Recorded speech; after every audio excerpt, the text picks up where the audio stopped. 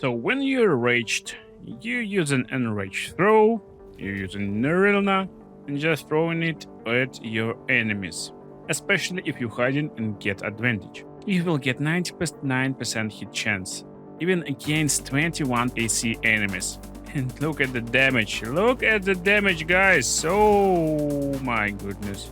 1d6 from weapon, plus 3, plus 5 strength modifier, plus 1d4, 1d4 plus 2 from rage, flat 5. Then additional 1d4, 1d4 plus 2 from range, bludgeoning damage this time, not piercing. And then additional 4d6 piercing damage plus. And this means Nerilna throwed hitting with sneak attack. So basically 100 damage in one throw. That's more than enough to one-shot targets in Act 3. Even I bet you never saw this throw Barbarian build before. So if you want a cool, fun, engaging and really strong build for Baldur's Gate 3, then look closely.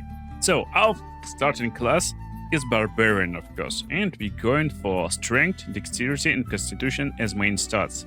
In the late game, when we get Constitution Amulet, you can dump Constitution, Respect, and get 16 into Dexterity, and allocate other points in Intelligence, Wisdom, and Charisma. But for starting and most of the game, you will play with these points, basically. So let's go. We're starting out Adventure as Barbarian, so second level is Barbarian 2. Then we pick in subclass, it will be Berserker subclass, which gives us more improved Rage, which is called Frenzy. Frenzied Strike, so we can attack with bonus action, very nice skill to have, and Enraged Throw, which will be used a lot. Again, we can use bonus action to throw some stuff. Level 4, we pick in our feat, and first feat of choice will be Tavern Brawler. We add in Strength, and basically now when we throw in something, we will be granted with additional Strength modifier to our attack roll, damage roll. Very nice, so we're more likely to hit and more likely to do a lot of damage. We want to hit Barbarian level 5, because level 5 will give us extra attack and more movement speed. Extra attack is really important because even when you're throwing something, it will give you additional throw, so you can throw 2 times. And now instead of continuing with Barbarian, most of the throw builds will suggest something like Fighter, going for Eldritch Knight, so you can bind with your weapon, but with this build, you always will use weapons that will come back to you. So there are 2 weapons, like Nerilna, and one in Act 1. You can buy it in Goblin Camp from Trader. So it's like Spear of Getting Back or something like that. So instead of going for Fighter, we're going to Rogue. And now we continue our journey as Rogue.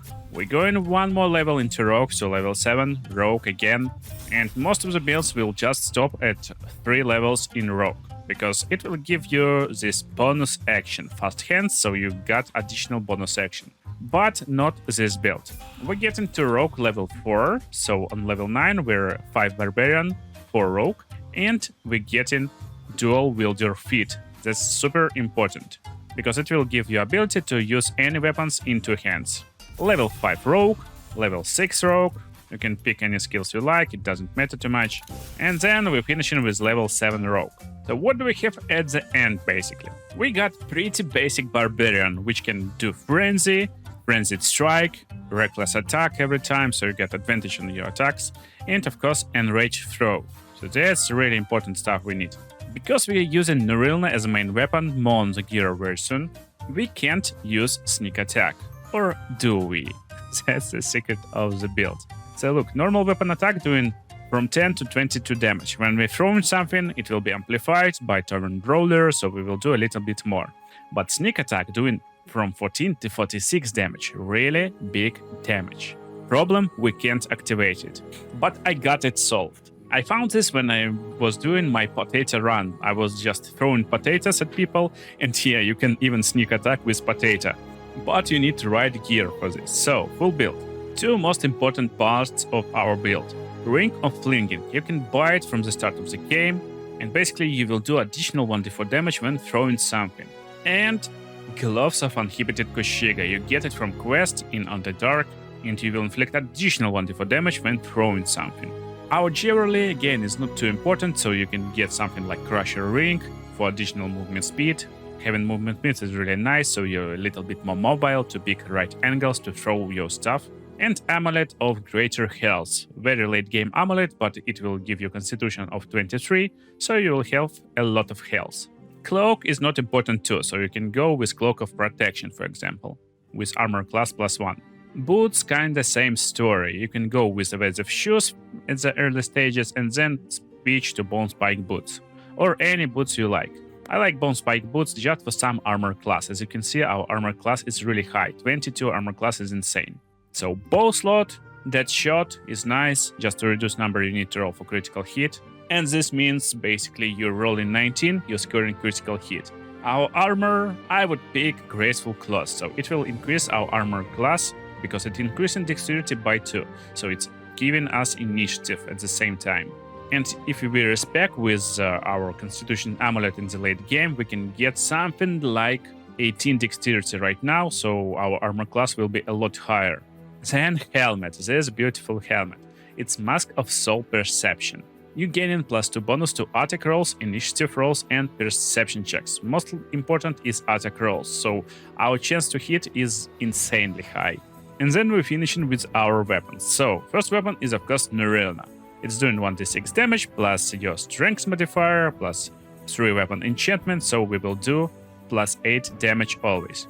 Then it's doing additional 1d6 thunder damage. If you throw this weapon, it's doing even more damage, from 3 to 12 damage in a blast center.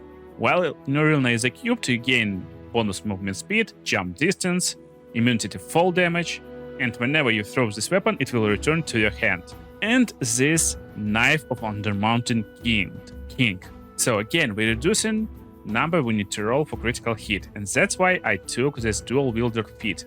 We get an advantage on attack rolls against lightly or heavily obscured targets. So this means when we're attacking targets that is lightly obscured, and this is like the sun icon over here, it means it's slightly obscured area, we get advantage. And when we get advantage, we're triggering sneak attack, or if there's any allies nearby. And basically when you got something finis in any of your hands, throwing damage will trigger sneak attack. So we can't use sneak attack on normal attacks, but when we throw in Nurilna, it will trigger sneak attack. So let me demonstrate this build in action. Basically all we need to do is to just throw stuff at targets with advantage, and that's it. So we throw in Nurilna and it's doing crazy damage, as you can see. But there's still no triggering of sneak attack. But right now, even without advantage against a target that is lightly obscured area, look at this throw. Look at this throw, basically. It's just one shot in this guy. But still no triggering of sneak attack. But if we hide in at the same time before attack, look at this throw again. And this poor lady. And now we're triggering sneak attack. So as you can see, there's 4d6 additional damage, and that's why we're getting more levels in Rogue, because we get additional damage of sneak attack when we throw in Nurilna at targets. So most important to have a knife in your main hand and Nurilna in your off hand, and be sneaking, or just having advantage on your targets. That's like main ideas, what you need to do to activate this piercing attack, sneak attack when you're throwing something at your enemies. We can basically travel into right area to hit our targets, just like that. Look at the damage, guys. Look at the damage. Oh my goodness. And in the real fight, of course, we can do even more damage. Just use Frenzy. It will increase our damage potential by a lot. If you don't have any allies nearby, or you don't have advantage by other means, make sure to not throw Nurilna like that, because you won't trigger this sneak attack. There is no sneak attack in here. So we need to use our one more bonus action to make hide action, and then we use an enrage throw.